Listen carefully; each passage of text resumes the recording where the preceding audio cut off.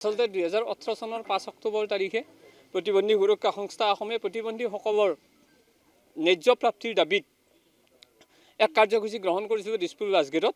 সেইদিনাখন আছিল আচলতে অসম বিধানসভাৰ শেষৰটো দিন, কিন্তু আমাৰ কথাৰ প্ৰকৃত উত্তৰ দিব নোৱাৰি চৰকাৰী আৰক্ষী বাহিনীয়ে অমিতাভ বসুমতাৰীৰ নেতৃত্বত আৰু সোণ চুৰি গোচৰত অভিযুক্ত নিপু কলিতাৰ নেতৃত্বত আমাৰ ওপৰত লাঠিচালনা কৰিছিল। যি ঘটনাৰ 3টাকৈ গোচৰ ৰুজু হৈছিলে, এটা গোচৰো আমি সুদুত্তৰ নাপালোঁ। পৰৱৰ্তী পৰ্যায়ত আমাৰ কিছু দাবী পূৰণ কৰাৰ কাৰণে চৰকাৰখন আগবাঢ়িছিলে যদিও আজিলৈকে আমাৰ এই প্ৰকৃত ন্যায়ৰ ক্ষেত্ৰত আমাক বঞ্চিত কৰি ৰাখিলে। তাৰোপৰি এই যে ন্যায়ৰ পৰা বঞ্চিত কৰাৰ কাৰণে আমি প্ৰতি বছৰে 5 অক্টোবৰ দিনটো আমাৰ সেই অভিশপ্ত দিন কলা দিৱস হিচাপে আমি পালন কৰোঁ।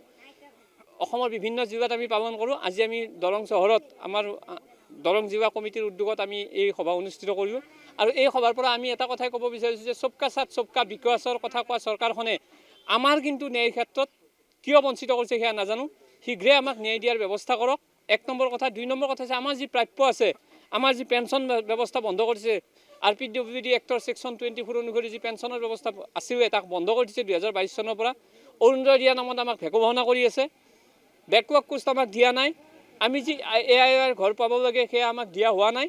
এইসমূহ শীঘ্ৰে যদি ব্যৱস্থা আমাৰ গ্ৰহণ কৰি আমাক যদি প্ৰাপ্যৰ পৰা বঞ্চিত কৰি ৰাখে বা আমাক যদি দিয়াৰ ব্যৱস্থা নকৰে, তেতিয়াহ'লে কিন্তু প্ৰতিবন্ধী সুৰক্ষা সংস্থা অসমে পুনৰবাৰ আমি কিন্তু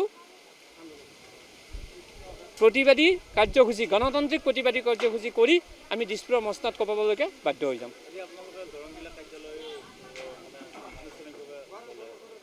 নহয়, আজি আচলতে দৰং জিলা আনুষ্ঠানিকভাৱে লোৱা নাই, কাৰ্যালয়টো আছিলে, আমি মই অহা নাছিলোঁ। ইয়াত মিটিংখন হ'ল। ইয়াৰ পিছৰ পৰা আমি এটাই কাৰণ জিলাখনত যিমান প্ৰতিবন্ধী কোনে কিমান কি পাইছে, কাৰণ আমি চৰকাৰক বাৰে বাৰে চেঞ্চাছৰ কথা কৈছিলোঁ, লিখিত দিছিলোঁ, সেয়া কিন্তু হৈ নুঠিলে।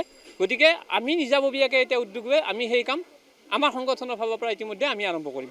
লগতে আমি এটা কথাই কওঁ যে অকল আমি ইয়াতে কৰি থকা নাই, আমি কেন্দ্ৰীয় চৰকাৰক পত্ৰ দিছিলোঁ, কেন্দ্ৰীয় মন্ত্ৰীলৈকে ইতিমধ্যে বিৰোধী উপদলপতিৰ দ্বাৰা এখন চিঠিও পঠাইছোঁ আমি। সেইখনৰো উত্তৰ আজিলৈকে কেন্দ্ৰীয় চৰকাৰৰ ফালৰ পৰা এতিয়ালৈকে দিয়া নাই।